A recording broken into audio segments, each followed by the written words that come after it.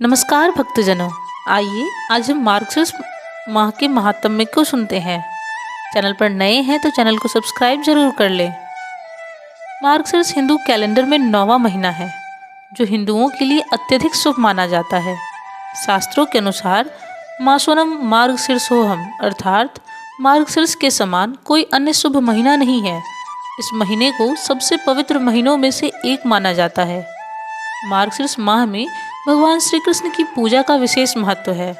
धार्मिक स्थानों पर जाना और तर्पण करना शुभ माना जाता है।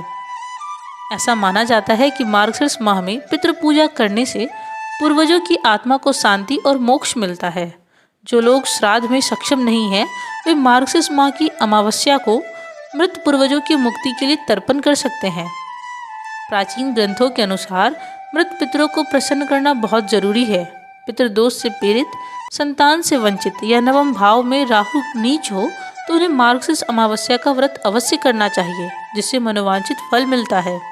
विष्णु पुराण के अनुसार मार्गशीर्ष अमावस्या व्रत करने से मृत पूर्वजों के साथ साथ भगवान ब्रह्मा, भगवान इंद्र, भगवान शिव, अश्विनी कुमार, सूर्य, अग्नि, पक्षी, जानवर और दुष्टों सहित सभी देवताओं को प्रसन्न किया जा सकता है। भगवद गीता में भगवान श्री कृष्ण कहते हैं कि वह मार्गशीर्ष मास है। सतयुग में देवता मार्गशीर्ष माह के प्रथम दिन को वर्ष का आरंभ मानते थे। इस महीने के दौरान भक्तों को नदियों में स्नान करना चाहिए और पवित्र स्नान करते समय नमो नारायणाय मंत्र या गायत्री मंत्र का जाप करना चाहिए। भक्तों को पूरे मार्गशीर्ष में भजन और कीर्तन अवश्य करना चाहिए। मार्गशीर्ष पूर्णिमा को बहुत शुभ माना जाता है। सभी समस्याओं और पापों से मुक्ति के लिए मार्गशीर्ष पूर्णिमा पर भगवान सत्यनारायण की पूजा की जाती है।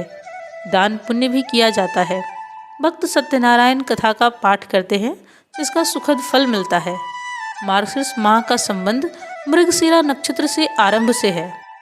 तो आइए अब हम जानते हैं कि अघन मास को आखिर मार्गशीर्ष मास क्यों कहा जाता है। हिंदू धर्म शास्त्रों के अनुसार इस माह का संबंध मृगशिरा नक्षत्र से है और पंचांग के अनुसार 27 नक्षत्र होते हैं, जिनमें से एक मृगशिरा नक्षत्र है और इस महीने में आने वाली पूर्णिमा तिथि मृगशिरा नक्षत्र में होती है। इसी कारण से अघन मास को मार्गशीर्ष मास कहा जाता है। श्रीमद् भगवद गीता के अनुसार भगवान श्री कृष्ण ने कहा था कि सभी मास में मार्गशीर्ष स्वयं मैं ही हूँ। मार्गशीर्ष मास में श्रद्धा और भक्ति से प्राप्त पुण्य से सभी सुखों की प्राप्ति होती है। मान्यता है कि श्री कृष्ण के बाल्यकाल में जब गोपियां उन्हें पाने के लिए ध्यान लगा रही थी, तब श्री कृष्ण ने मार्गशीर्ष मास की महत्ता बताते हुए कहा था कि मार्गशीर्ष मास में यमुना में स्नान से मैं सहज ही सभी को मिल जाऊंगा, और तभी से इस मास में नदी स्नान का विशेष महत्व माना गया है। मार्गशीर्ष के शुक्ल तिथि द्वादशी को उपवास शुरू करके प्रति मास की द्वादशी को उपवास करते हुए कार्तिक की द्वादशी को पूरा करे, जो बहुत शुभ होता है।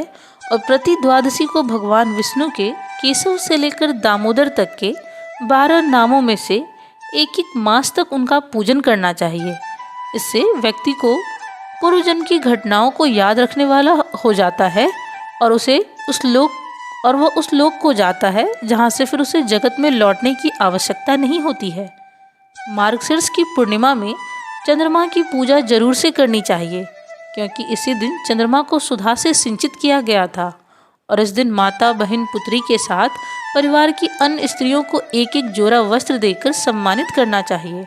और इस दिन यानी कि मार्गशीर्ष पूर्णिमा को दत्तात्रेय जयंती मनाई जाती है। मार्गशीर्ष मास में विष्णु सहस्त्र नाम, भगवद गीता और गजेंद्र मोक्ष इन 3 पावन पाठ का विशेष महत्व है। इन सभी को दिन में 2 से 3 बार अवश्य पढ़ना चाहिए। मार्गशीर्ष माह में श्री भागवत ग्रंथ को देखने भर से ही बहुत विशेष महिमा है। स्कंद पुराण के अनुसार अगर घर में श्री भागवत हो तो अघन मास यानी कि मार्गशीर्ष में दिन में एक बार उसे प्रणाम अवश्य करना चाहिए। इस मास में शंख में तीर्थ का पानी भरकर घर में पूजा के स्थान में भगवान के ऊपर से शंख मंत्र को बोलते हुए घुमाएं और फिर इस जल को घर की दीवारों पर छींट दें। मान्यता है कि इससे घर में शुद्धता बढ़ती है, शांति आती है और क्लेश दूर होते हैं। धन्यवाद।